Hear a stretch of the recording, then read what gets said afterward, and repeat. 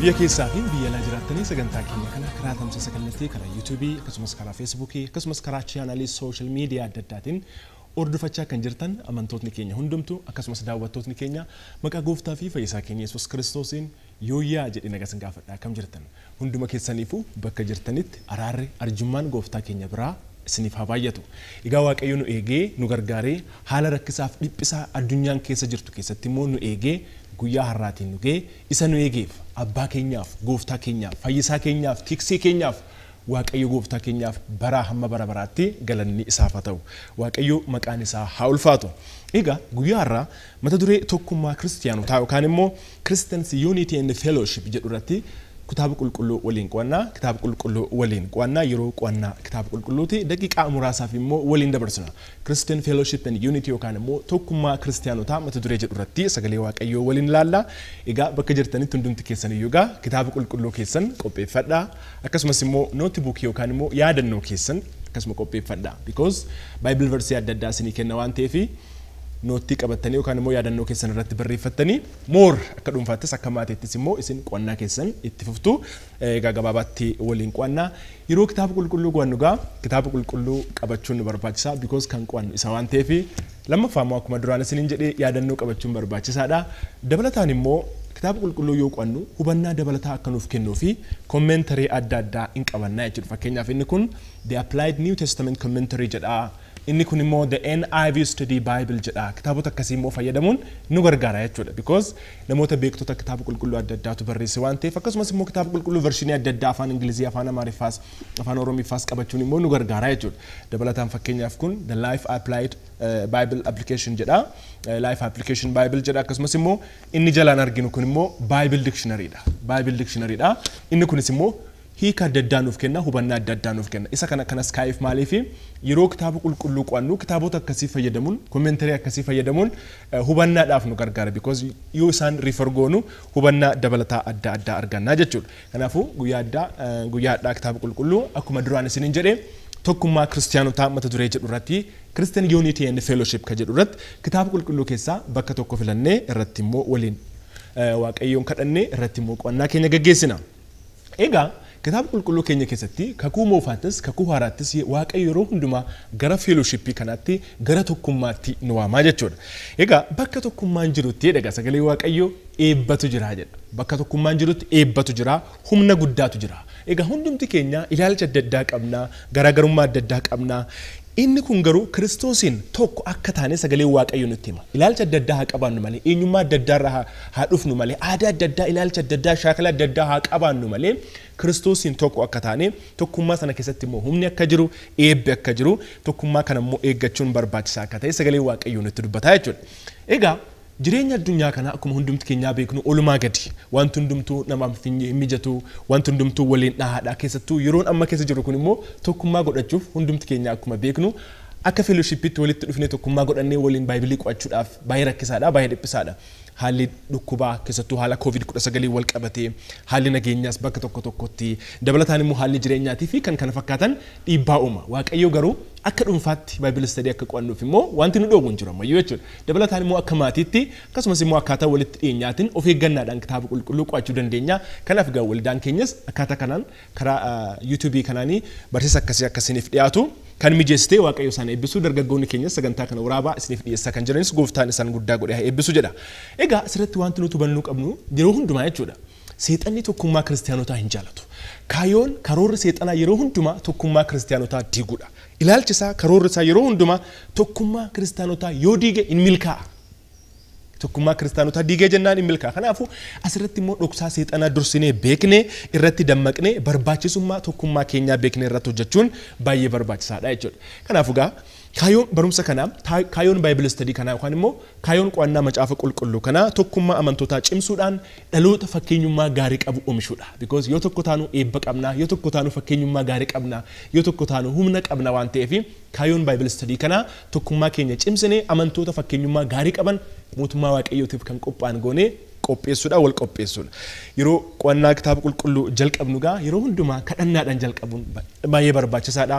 Because kadhannaani yaada biyya lafaarraa walitti nu sassaabaa yaadni keenya gara sagalee waaqayyo akka ta'u yaadni keenya fokusiinsa vertical relationship with God waaqayyo wajjin akka ta'u hariiroon keenya walii keenya waliin akka ta'u yaada addunyaa keessaa adda nu baasa waan hubachuu qabnu immoo nu hubachiisa nu barsiisa jireenya keenya immoo nu jijjiira waan ta'eef gabaabsinee waliin waaqayyoon kadhannee gara barumsa keenyaatti immoo deemna. Waaqayyo maqaa gooftaa Yesuusin si galateeffannaa galanni ulfinni kabaji siif haa ta'u nu gargaartee hunduma keenya bakka jirutti immoo nu eegdee carraa kanatti immoo sagalee kee akka waliin qo'annuuf akka waliin barannuuf akka wal barsiisnuuf carraa kana waan nu laatteef galatoom anis yoo ergaa kana dabarsu ati na gargaari obboloota koo fuuldura koo dhaabbatanii sagantaa viidiyoo kana waraabaa jiran sagantaa editingii kan hojjetan hunduma isaanii waaqayyo ati eebbisi amantoota amma waaqayyo mana isaanii ta'anii akka dhuunfaatti akka maatiitti qo'annaa macaafa qulqulluu kana gaggeessan maqaa Yesuus Kiristoositiin sagaleen kun jireenya isaaniitiif eebba haa ta'u furmaata haa ta'u jireenya isaaniitti dubbadhu jireenya isaanii jirjiiri gara fuulduraatti isaan tarkaanfachiisi transform isaan godhi karoora diinaa hundumtuu maqaa Yesuusin hadiigamu nu wajjin ta'e maqaa Yesuusin akkas jennee walii galleessi kadhannaa ameen. Maqaa waaqayyo keenyaa haa galatomu ulfinni galanni isaaf haa ta'u. Egaa guyyaa irraa tokkummaa amantootaa ergaa Filiphisiiyus irraa tokkummaa amantootaa ergaa Filiphisiiyus irraa mata duree jedhuun ilaallagaa. Ergaa Filiphisiiyus irraa tokkummaa amantootaa maal baranna? Lessons from the early Christians, especially by focusing on the letter of the Apostle Paul to Philippians. Yookaan immoo ergaa Phaawulos gara warra Philippians barreesse irratti dhaabannee amantoonni durii tokkummaaf jaalala akkamii unity yookaan fellowship akkamii qabu kan jedhu ilaalla. Egaa ergaa Filiphisiiyus kana kan barreesse hundumti keenya akka beeknu Phaawulosidha. Ergamaa Phaawulostu adeemsa wangeelaa isa lammaffaa irratti Phaawulos gara magaalaa Filiphisiiyus gara kutaa Maqedooniyaa kana dhufe jechuudha. Gara kutaa Maqedooniyaa kana dhufe naannoo bara 60-61 jechuudha. Egaa yeroo kana Phaawulos mana hidhaa ture. Phaawulos mana hidhaa keessa ture. Mana hidhaa keessa jiraatee ergaa kana barreesse jechuudha. Ergaa Filiphisiiyus kana ergaa Efesoonfaa waliin ta'uun ergaa Efesoonfaa waliin mana hidhaa Roomaa keessa jiraatee barreesse jechuudha. Egaa adeemsa marsaa lammaffaa irratti Phaawulos gara Filiphisiiyus goree achitti immoo barsiisee mana hidhaa keessa jiraatee immoo ergaa kana immoo barreesse jedha. Egaa akkuma duraan isiniin jedhe kitaaba qulqulluu yoo qo'annu kommentarii adda addaa fayyadamuun dictionary adda addaa fayyadamuun nu gargaara. Dabalataan immoo maappii fayyadamuun immoo kaartaa fayyadamuun immoo baay'ee nu gargaara. Fakkeenyaaf adeemsa Phaawulos yoo hubannu asirratti jechuudha. Phaawulos የወንጌል ጉዞዎች jedha. Adeemsa Phaawulos isa sadan asirra kaayera. Isa jalqabaa, isa lammaffaa fi isa sadaffaa adeemsa wangeelaa gurguddaa sadi godhe jechuudha. Asirratti fakkeenyaaf Phaawulos adeemsa wangeelaa isa jalqabaa jedha. Asirratti eessa jalqabe eessatti akka xumure asirratti mul'isa Anxookiyaa irra jalqabe akkamitti naannoo Asia Minor naannoo akka Anxookiyaatti deebi'e isa lammaffaarree isa sadaffaallee asirratti argina. Egaa asirratti kutaa nuti guyyaa irraa qo'annu kana keessatti jechuudha. Adeemsa wangeelaa Phaawulos isa lammaffaa kana keessatti Phaawulos yeroo jalqabaatiif gara Filiphisiiyus yooduu marsa lammaffaa kana irratti jechuudha. Egaa yeroo kanatti gaa marsa lammaffaa irratti fookasiinsaa naannoo Middle East fi naannoo Asia Minor ture. Ergasii isa lammaffaa kana irratti immoo Middle East fi Asia yookaan immoo naannoo Asia Minor kana irra darbee gara Awurooppaatti seenee jechuudha. Wangeelli yeroo jalqabaatiif wangeelli gooftaa keenya Yesuus Kiristoos Asia irraa gara Yuurooppiitti akka seene asirraa arginaa jechuudha.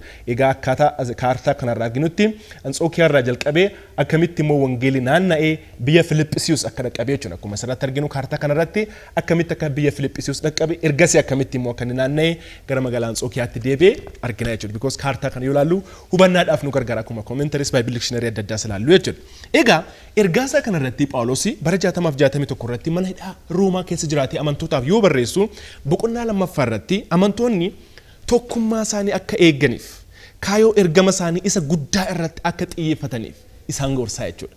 Tokkummaa keessan eegaa ergama keessan kaayoo keessan isa guddaa sana irratti immoo xiyyeeffadhaa jedhaanii jechuudha. Egaa kutaa irraa ergaa Filiphisiiyus keessaa immoo Filiphisiiyus boqonnaa lammaffaa lakkoofsa 1-4 kan jiru dubbifannee isarratti egaa qo'annaa keenya kan geggeessinu. Ergaa Filiphisiiyus boqonnaa isaa 2 lakkoofsa 1-4 isa dubbisee achirratti immoo waliin haasofnaa, waliin mari'annaa, waliin immoo qo'annaa. Maqaa gooftaa Yesuus Kiristoos nan dubbisaa akkas jedha. Egaa karaa Kiristoos wal gorsuun jaalala isaatiin wal jajjabeessuun karaa hafuura qulqulluu tokkummaa qabaachuun gara laafinaan namaaf yaaduun nuuf kennameera jedha. Ammas isin warra yaada garaa tokkoo ta'uudhaan jaalala tokko qabaachuudhaan yaada walitti dabalattanii tokko ta'uudhaan yaada tokkotti waliif galuudhaan gammachuu koo fiixaaf anaaf baasaa jedhega Phaawulos. Gad of deebisuudhaan jedhatti fufee warra kaan ofirra caalchisaa lakkaa'aa malee yaada ofittummaatiin yookiis of dhiibuudhaan waan tokkollee hin hojjetinaa jedha. Lakkoofsa afuraffaa isin keessaa adduma addaan waan warra kaanitti tolus immoo haa ilaalu malee waan isatti tolu duwwaa hin ilaalinii jedha. Hin ilaalinii jedha. Egaa kutaa kana dhaabanneeti egaa kitaaba qulqulluu guyyaarraa waliin kan qo'annu. Egaa hundumti keenya akkuma beenyu jireenya kiristaanummaa kan jalqabu namni tokko hariiroo Waaqayyo wajjin godhachuudhaan. Namni Gooftaa Yesuus Kiristoositti yoo amanu Waaqayyo wajjin araaramaa, namoota wajjin araaramaa, uumama wajjin araaramaa jechuudha. Araara gurguddaa sadiitu ta'a. Waaqayyo wajjin araaramu, namoota wajjin araaramu, uumama hundumaa wajjin araaramu. Kanaafuu erga Gooftaa Yesuusitti namni tokko amane booda vertical relationship yookaan immoo vertical fellowship Waaqayyo wajjin qabaata jechuudha. Hariiroo Waaqayyo wajjin qabaata dirqama. Inni lammaffaan immoo hariiroo amantoota waliin qabu horizontal relationship yookaan immoo fellowship with other Christians ka jennu kana jechuudha. Egaa namni erga maatii Waaqayyootti makame erga Gooftaa Yesuus fayyisaa godhatee fudhatee maatii Waaqayyoo ta'eera. Amantoota kan biraa wajjin horizontal fellowship qabaachuun immoo barbaachisaa akka ta'e immoo sagalee Waaqayyoo ni dubbata. Gooftaan kan gammadus immoo akkasitti yoo nuti tokkummaadhaan jiraannudha jechuudha. Egaa tokkummaa obbolummaatiin jiraachuun keenya immoo kiristaanummaa hojiin agarsiisaa akka jirru mul'isa jechuudha. Unitiin keenya, fellowshipiin keenya, tokkummaan keenya, kiristaanummaa keenya hojiidhaan gochaan agarsiisaa akka jirru kan mul'isudha. Isa kanas egaa ergaa Yaaqoob boqonnaa 2 lakkoofsa 14-18 irratti immoo argachuu dandeenya jechuudha. Kiristaanummaa jireenyaan agarsiisu akkamitti tokkummaadhaan obbolummaadhaan immoo jiraachuudhaan jechuudha. Egaa gaaffiin jiru tokko immoo Bible study keenya kanaaf immoo ka'umsa kan ta'u namni tokko ani dhuunfaadhaan erga Gooftaatti amanee maatii Waaqayyootti immoo erga makame hafuurri Waaqayyoo erga na keessa jiraata ta'ee tokkummaan amantootaa maaliif na barbaachisa yoo jedhee akkamitti deebisna? Gaaffii kanaaf maal jettu isin? Namni tokko an Gooftaa Yesuusitti amanee jira, fayyisaa fi Gooftaa lubbuu kiyyaa godhee fudhadhee jira. Maatii Waaqayyootti makamee jira. Hafuurri Waaqayyoo na keessa jiraata. Kanaafuu tokkummaan amantootaa maaliif na barbaachisa? Maaliif biizinasii koo hin gaggeessu? Maaliif dhuunfaatti hin jiraadhu? Maaliif individual life kiyya hin gaggeessu jedhee yoo yaada kaase maal jettanii gorsiisu akka kitaaba qulqulluutti? Namni tokko yoo akkas jedhe fellowshipiin maaliif na barbaachisa jedhe tokko gaaffii kana irratti immoo barbaachisummaan tokkummaa amantootaa maal kan jedhu waliin ilaalla. Itti fufnee immoo jireenya dhuunfaa kiyyaaf maaliif na barbaachisa yoo inni jedhe barbaachisummaan immoo tokkummaa kun maal kan jedhu isa kana irratti immoo akka waliin qo'annu immoo barbaada.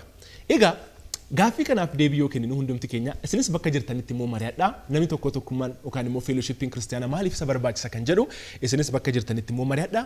Garuu immoo kutaa amma Filiphisius boqonnaa 2 lakkoofsa 1-4 irra dhaabannee waliin immoo ilaalla guyyaarra.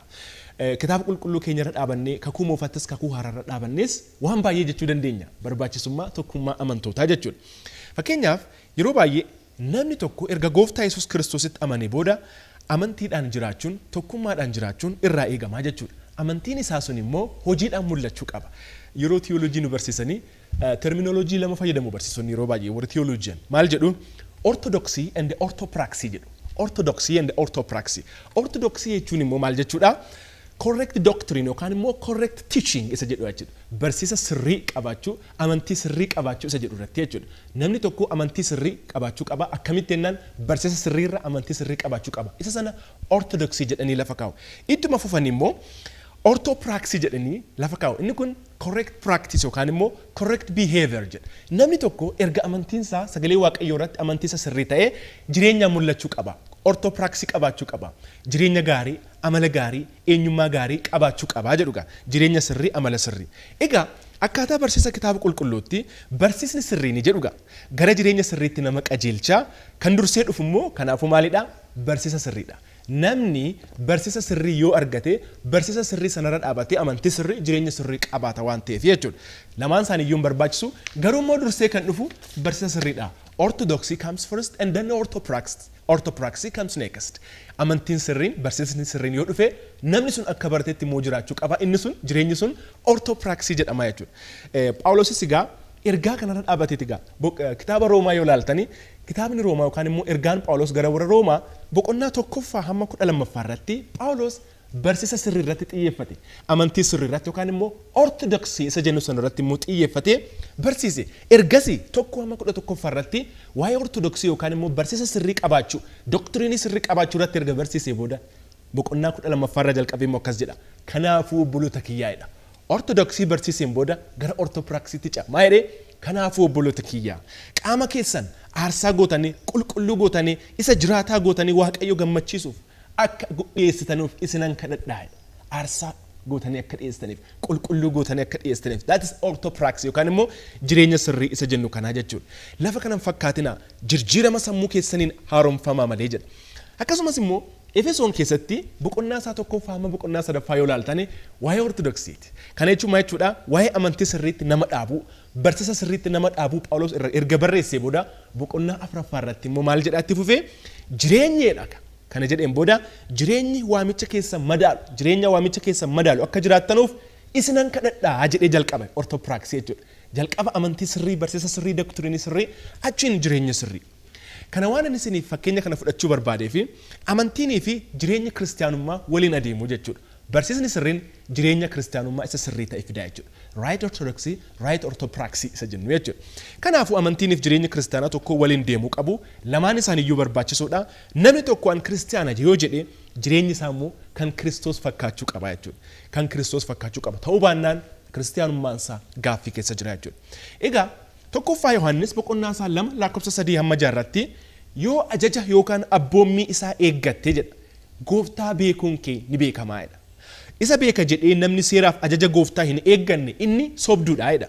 Namni sagalee Waaqayyo gooftaa dhaga'ee akkasitti jiraate immoo inni Waaqayyoon beekaadha. Akka barsiisa gooftaatti immoo in jiraataadha. Maqaa Waaqayyo ulfaatu. Kanaafuu Waaqayyo beekuun akka barsiisaatti immoo jiraachuudha.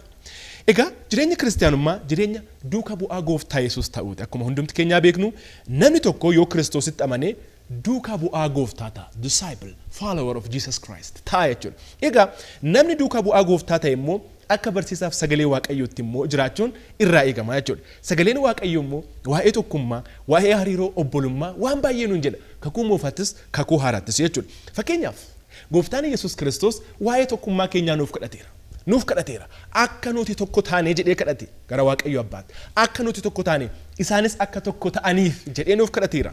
Wangeela Yohaannis boqonnaa isaa 17 lakkoofsa 20 hamma 23 irrattis kan argina jechuudha. Gooftaan Yesuus akka tokkummaa qabaannuuf maal godheera? Kadhateera. Kanaafuu tokkummaa qabaachuun akka kiristaanotaatti barbaachisaadha. Waamicha ajajaa jechuudha. Itti waamamnee jirra, itti ajajamnee jirra jechuudha. Dabalataan ergamaan Phaawulos tokko sadaffaa kakuu haaraa kan barreesse kitaabota kakuu haaraa 27 keessa tokko sadaffaa kan barreesse ergamaan Phaawulos tokkoffaa Qorontos boqonnaa isaa 1 lakkoofsa 10 irratti amantoota gidduutti waliigalteeniif tokkummaan akka jiraatu in ajaje jechuudha. Tokkummaan akka jiraatuuf gargar bahuun immoo amantoota gidduu akka hin jiraanneef gorsaa ture amantoota warra Qorontos jechuudha. Egaa gara kakuu moofaatti immoo yoo deemnu kitaaba faarfannaa boqonnaa isaa 123 yookaan immoo kitaaba faarfannaa 123 lakkoofsa 1 hamma 3 yoo dubbifattan achirratti immoo ergaa guddaatu jira. Obbolummaa keessa, hariiroo keessa, fellowshippii kiristaanotaa keessa, walitti dhufeenya hariiroo obbolootaa keessa eebbi guddaan akka jiru sagalee Waaqayyoo achitti nu dubbata. Maal jedhaa? Obboloonni wal wajjin yoo jiraatan, obboloonni waliin yoo jiraatan gaarii fi kan namatti toluudha. Akkasitti jedhamee ibsameera. Eebbi jireenya hin darbines achitti maal ta'eera? Ajajameera jedha. Waaqayyo achitti abboomee jira jedha. Tokkummaa keessa maaltu jira jechuudha? Humnatu jira jechuudha. Kanaaf egaa tokkummaan barbaachisaa akka ta'e, fellowshippiin nuti waliin qabnu barbaachisaa akka ta'e kan dubbatamuuf jechuudha. Yeroo tokko abbaa ijoollee 7 qabu tokkotu du'uu gahe. Abbaan ijoollee 7 qaba ture. Ijoollee 7 qaba du'uu gahe jennaan ijoollee sana eebbisuu barbaade maal jedhee ijoollee koottaa jedheen. 7 isaanii waamee ulee fidadhaa jedheen. Hundumti keessan ulee tokko fidadhaa jedheen. Erga ulee sana fidanii booda cabsaa jedheen ulee sana. Hundumti isaanii salphaatti immoo cabsan. Ulee tokko fidatanii salphaatti immoo cabsan. Ergasii kana lafa kaa'aa ammas deemaa ulee kan biraa fidaa jedheen abbaanii jechuudha ijoollee isaatiin. Ergasii deemanii maaliif abbaan akka nuun jedha jedhanii okay waa hundaafuu ajajamuun gaariidha jedhanii ammas ulee tokko deemanii cabsanii fidan. Qabatanii dhufanii ulee sana ergasii ulee kana walitti fidaati ulee tokko keessan hundumaa walitti fidaa 7 ta'a walitti qabaatii hidhaa jedheen. Walitti qabaa hidhaa jedheen. Mee amma ulee kana cabsaa jedheen. Iyaalan cabsuu hin dandeenye.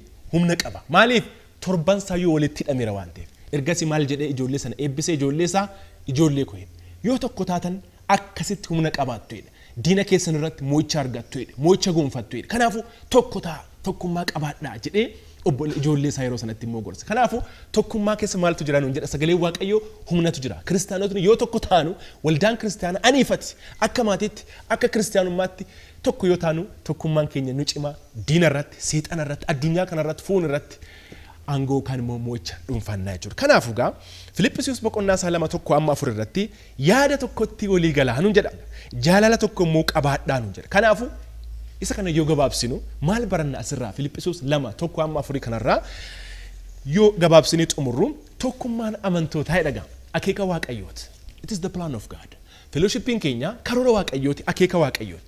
Keessatti immoo maaltu jira? Eebbatu jira. Keessatti immoo maaltu jira? Humnatu jira. Keessatti immoo maaltu jira? Yaada tokkoon walii galatu jira. Keessatti immoo maaltu jira? Jaalalatu jira. Hariiroodhaan wal cimsootu jira jechuudha. Ergaa Yohaannis Wangeela Yohaannis boqonnaa isaa 13 lakkoofsa 35 irrattis immoo kan argina jechuudha. Egaa tokkummaan keenya jireenyaaf tajaajilaafis immoo humna ta'a jechuudha. Waaqayyo hubadhaga. Kakuu moofattis waan isin dhibu kakuu haaraattis Waaqayyo tajaajiltoota isaa yoo ergu tokko tokko godhee hin argine. Deemi namni jedhame hin jiru. Deemaa jedhame malee. Hin erge. Fakkeenyaaf kakuu moofaa keessaa yoo laalle Museef Aaroon waliin erge. Iyyaasuuf Kaaleebin waliin erge. Eliyaasiif Elsaa'ii waliin erge. Daawitiif Yoonaataan waliin erge. Phaawulosiif Barnabaas waliin erge. Gooftaan Yesuus namoota 70 sana lama godhee isaan erge. Kanaaf sagalee Waaqayyoo kitaaba lallabaa boqonnaa isaa 4:9-12 yoo dubbifattani kitaaba lallabaa boqonnaa isaa 4:9-12 irratti maal jedha? Tokko ta'urra lama ta'utu caalaa jedha. Tokko ta'urra lama ta'utu caala. Kanaafuu fakkeenyummaa gaarii qabaachuudhaafis jedha. Akkamiin jaalala keenyaan Wangeela Yohaannis boqonnaa isaa 13:35 irratti maal jedha? Jaalala isin waliif qabdaniin duuka buutuu kiyya akka taatan isin beeku jedha. Jaalala isin waliif qabdaniin hariiroof tokkummaa isin waliif qabdaniin namoonni anan beekne akka isin duuka buutuu kiyya taatan beeka. Kanaafuu gaa tokkummaan tajaajila keenyaafis barbaachisaadha. Kanaafuu akkaataa kutaa kanaatti amantoon akkamitti tokkummaadhaan yaada tokkoon walitti qabamanii jiraachuu danda'an yoo jenne kutaa amma ilaalaa jiru kanarratti jechuudha. Filiphisius boqonnaa isaa 2:1-4 irratti fakkeenyaaf maal jedhaa? Akkuma dubbifannee jechuudha. Tokko gad of deebisuudhaan. Gad of deebisuudha. Kana jechuun situ na caalaa beeka. Of tuulummaarraa situ na caalaa beeka jennee humiliated. Humble of gochuudhaan. Akkasumas immoo yaada ofittummaa ofirraa fageessuudhaan. Because ofittummaan individualistic mind yookaan individualistic ideyaan kuni diina obbolummaati, diina tokkummaa amantootaati. Kanaafuu gad of deebisuudhaan yaada ofittummaa immoo ofirraa fageessuudhaan. Akkasumas immoo gara laafinaan waliif yaaduudhaan. Wal gorsuudhaan kan keessatti immoo dogongorarra dhaabannee walirratti murteessuudhaan ati akkasi jennee wal diiguudhaan waldaa kiristaanaa keessa nama ari'uudhaan otoo hin ta'in dogongorarra dhaabannee wal gorsuudhaan wal jajjabeessuudhaan jaalala gooftaatiin wal jajjabeessuudhaan wal gargaaruun baay'ee barbaachisaa akka ta'e asirraa barannaa jechuudha. Gad of deebisuu, yaada ofittummaa ofirraa fageessuu, gara laafinaan immoo waliif yaaduu, wal gorsuu, jaalala gooftaatiin immoo wal jajjabeessuudhaan akka jiraachuu qabnu Phaawulos ergaa isaa Filiphisius keessatti immoo barreesseera. Kanaafuu tokkummaan amantootaa hunduma keenyaaf baay'ee barbaachisaa jechuudha.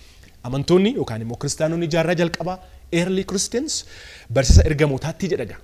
Tokkummaa isaanii cimsachuutti, buddeena cabsachuutti, kadhata godhachuuttis immoo qabamanii jiraatu jiran. Hojii ergamootaa boqonnaa isaa 2 lakkoofsa 42 irratti kan argina. Ergama kanaan gara xumuraatti yoo isin fidu amantoonniidha. Hojii ergamootaa boqonnaa isaa 42 irratti barsiisa ergamootaatti jedha. Tokkummaa isaanii cimsachuutti, buddeena cabsachuutti, kadhata godhachuuttis qabamanii in jiraatu turanidha. Haleluuyaa. Bu'aan isa kanaa immoo maali yoo jette itti fufee immoo ibsameera. Maal jedha? Dinqii fi milikinni baay'een harka isaaniitti ta'ee jedha. Signs and wonders.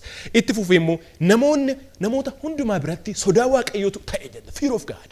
Saba hundumaatti bu'ee jedha. Itti fufee immoo namoonni haaraan guyyaa guyyaadhaan gooftaatti amanuu jalqabanii jedha. Itti fufee immoo qabeenyaa isaaniitiin wal gargaaru turanii jedha. Hiyyeessi gidduu isaanii hin turre. Maaliif?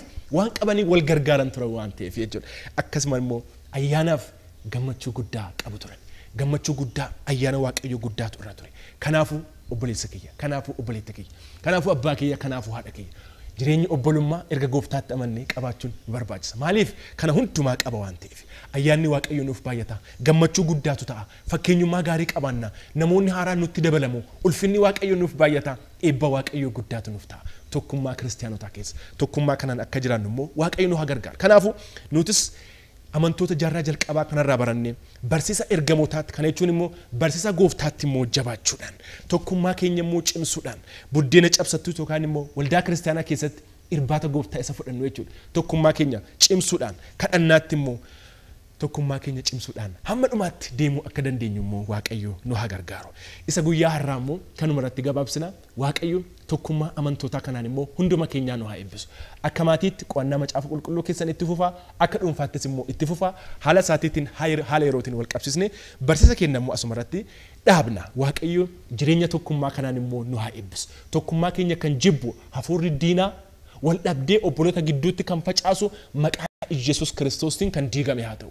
Waaqayyo hafuura tokkummaatiif obbolummaa kanaan, hafuura fellowshipii kanaan Waaqayyo hunduma keenyaa nu haa eebbisu. Tokkummaa keessa humnatu jira, eebbatu jira, gammachuutu guddaatu jira. Wanta lakkaa'amee hin dhumne baay'eetu jira. Kanaafuu isa barannetti, isa dubbannetti, isa dhageenyetti, isa faarfannetti akka jiraannuuf Waaqayyo ayyaana isaatiin hunduma keenyaa nu haa gargaaru. Qo'annaa keenya immoo kanuma irratti dhaabna. Isin immoo mana keessanitti itti fufaa. Egaa qo'annaa kana dargaggoota waldaa keenyaa hundumaa waliin ta'uudhaan viidiyoo waraabuudhaan sagalee qindeessuudhaan akkasitti edit godhanii kan bareechanii isiniif dhiyeessan. Isaanii Waaqayyo isaan haa eebbisu, hunduma keessan haa eebbisu, hunduma keenyaa Waaqayyo haa eebbisu. Sagantaa kan biraatiin immoo hamma wal arginutti nuuf jiraadhaa eebbifamaa. Waliin jiraannaa, waliif jiraannaa, wangeelaaf jiraannaa. Horaa bulaa.